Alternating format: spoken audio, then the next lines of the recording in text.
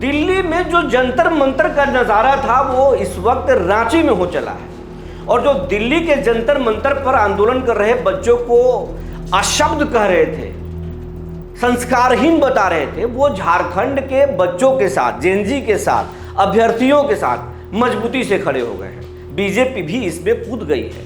अब दिल्ली में बीजेपी क्या बोल रही थी ये आप सुन चुके हैं, हम कोई आरोप नहीं लगा रहे। लेकिन रांची में बीजेपी कह रही है कि बच्चों के साथ नाइंसाफी होने नहीं देंगे, किसी हद तक लड़ाई लड़ेंगे, सड़क से सदन तक, जरूरत पड़ा तो कोर्ट तक भी जाएंगे।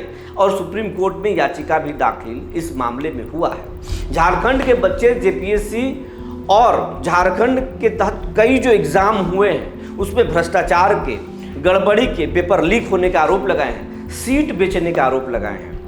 झारखंड सरकार बात भी करने को तैयार है, बात भी कर रही है। लेकिन लोग कह रहे हैं कि जो हेमंत सोरेन फड़फड़ा रहे थे, कभी पश्चिम बंगाल में चुनाव जिताने जा रहे थे तो कभी आसाम में जा रहे थे, और अभी बाढ़ आने के बाद हेमंत आसाम जाने वाले थे वहाँ लोगों के दर्द समझने। लेकिन अब यहीं पर वो घिर गए हैं। बीजेपी झारखंड में ही हेमंत को घेरने में जुट गई है। तो वहीं जेएमएम के नेता बोल रहे हैं कि नहीं नहीं, यहाँ हर खेल फेल होगा। हेमंत सोरेन बच्चों की बात मानेंगे और बच्चे हेमंत की बात मानेंगे। सच्चाई क्या है ये आज हम बताने की कोशिश करेंगे। जी नमस्कार, मैं हूं विपुल कुमार और आप देख रहे हैं सूर्य विहार डिजिटल न्यूज़। अब हम तमाम दर्शकों से, झारखंड के दर्शकों से, बच्चों से, तमाम लोगों से आग्रह करना चाहते हैं कि अगर आप इस चैनल को देख रहे हैं और अब तक आपने इस चैनल को यूट्यूब पर सब्सक्राइब नहीं किया तो सब्सक्राइब कर लें, बेल आइकन को दबा लें। अगर आप हमें फेसबुक पर देखते हैं तो पेज को फॉलो करना ना भूलें। इंस्टाग्राम पर भी सूर्य विहार 1 के नाम से हमारा आईडी है, वहाँ भी आप फॉलो कर सकते हैं। हर खबर वहाँ भी आपको दिख सकता है। अब आपको खबर विस्तार से बताने जा रहे हैं। दिल्ली के जंतर मंतर पर नीट यूजीसी के मामले को लेकर बच्चे, देश भर के बच्चे प्रोटेस्ट कर रहे थे।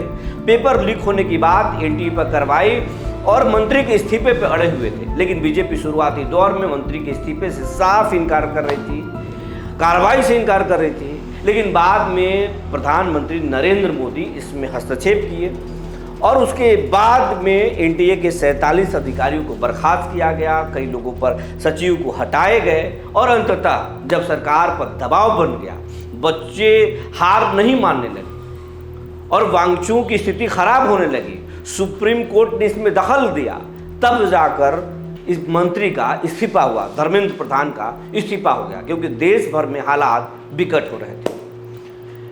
वहां अब आंदोलन खत्म हो चुका है।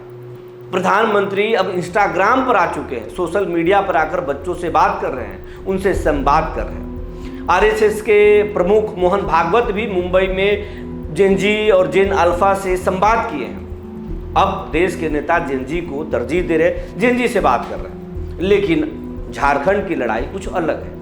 यहाँ देश भर के बच्चे नहीं, झारखंड लोक सेवा आयोग के तहत जो परीक्षाएं होती है जेपीएससी के और अन्य परीक्षाएं हैं, उसमें पेपर लीक होने और सीट बेचने का आरोप लगाए गए। झारखंड के बच्चे सामान्य तरीके से आंदोलन कर रहे हैं, लेकिन सरकार से, हेमंत सरकार से प्रमुख मांग कर रहे हैं कि तमाम परीक्षाओं की जांच कीजिए, इसमें जो भी गड़बड़ी हुई है उन पर एक्शन लीजिए, उन्हें बर्खास्त कीजिए और जो इसमें गड़बड़ करने वाले हैं उन पर, तमाम लोगों पर एक्शन लीजिए। झारखंड सरकार भी उनसे बात की है। पहले शुरुआती दौर में झारखंड सरकार ने सीआईडी के तहत, अपने एजेंसियों के तहत जांच कराया, रेड में कई लोगों को पकड़ा गया, कार्रवाई भी हुई। लेकिन इसमें चौंकाने वाले जो है सच भी निकला। एक व्यक्ति जो इसका किंगपिन बताया जा रहा है वो कई परीक्षाओं को पास किया था, समझिए।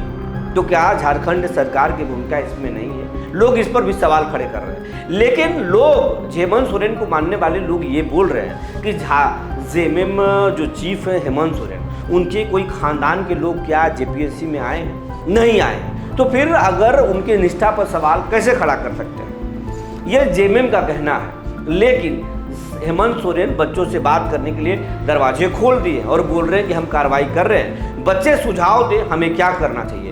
ये जेएमएम का कहना है। लेकिन बीजेपी का साफ आरोप है कि मंत्री, सरकार को इस्तीफा देना पड़ेगा, सीटें बेची गई हैं और सड़क से लेकर सदन तक जो है हम इस लड़ाई को लड़ेंगे। अब लोग, झारखंड के वो लोग बोल रहे हैं कि दिल्ली में तो आप सरकार पर हमला नहीं कर रहे थे, जो आंदोलन कर रहे थे बच्चे, उनके देश प्रेम पर भी सवाल खड़े कर रहे थे, उनके निष्ठा पर सवाल खड़े कर रहे थे, यहाँ बच्चों के साथ खड़े हो गए। ये कैसा नीति है? लेकिन राजनीति है तो कुछ भी चलता है। अब झारखंड का आंदोलन धीरे धीरे और बढ़ता जा रहा है और नेहा बोरा पर स्याही भी फेंकी गई, लेकिन झारखंड सरकार जो है बच्चों से बात करने के लिए संवाद कर रही है। लेकिन माना जा रहा है कि कुछ दिनों के बाद प्रोटेस्ट जो चल रहा है वो चलता रहेगा, लेकिन सरकार जो है बच्चों की बात मान लेगी और हेमंत सोरेन बीजेपी की हर चाल को फेल करेंगे, हर हथकंडा को फेल करेंगे। ये उनका रणनीति है। लेकिन बीजेपी का कहना है कि नहीं, जो सामान्य आदमी बनकर हेमंत सोरेन सरकार चला रहे हैं, जंगल जमीन की बात कर रहे हैं और अब झारखंड से निकलकर आसाम तक और हर वो आदिवासी फील्ड तक क्षेत्र तक निकलना चाहते हैं जहां आदिवासी और दलितों की आबादी है।